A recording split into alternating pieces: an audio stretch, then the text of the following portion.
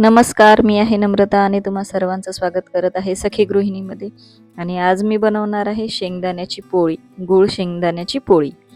ही टिफिनसाठी, लहान मुलाच्या टिफिनसाठी आणि नाश्त्यासाठीचा एक उत्तम प्रकार आहे.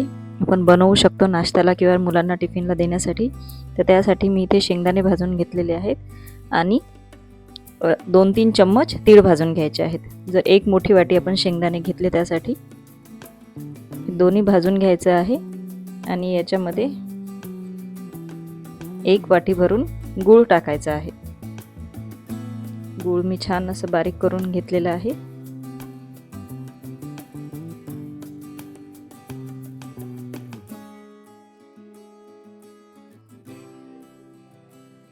त्याच्यामध्ये गूळ टाकलेला आहे.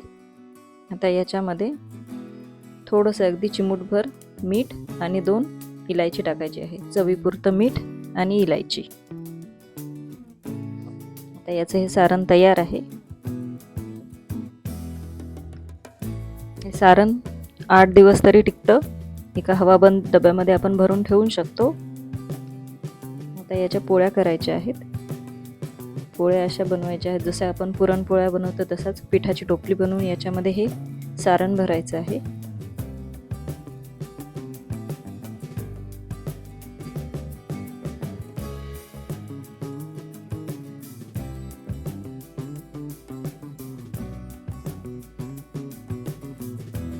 त्याची पोळी लाटून घ्यायची.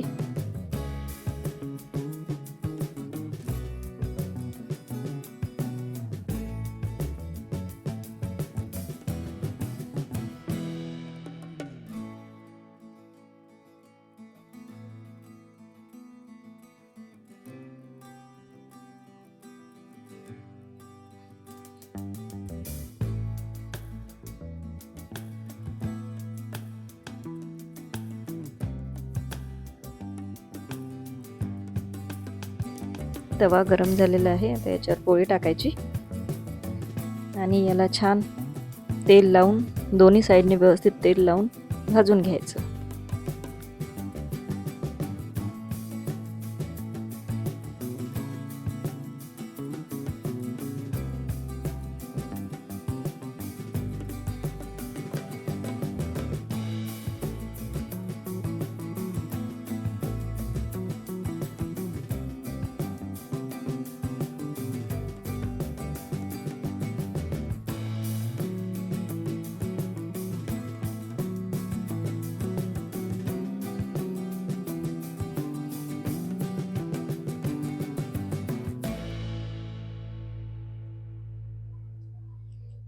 छान आपली गोड पोळी तयार आहे. याला गोड पोळी, शेंगदाण्याची पोळी म्हणू शकतो.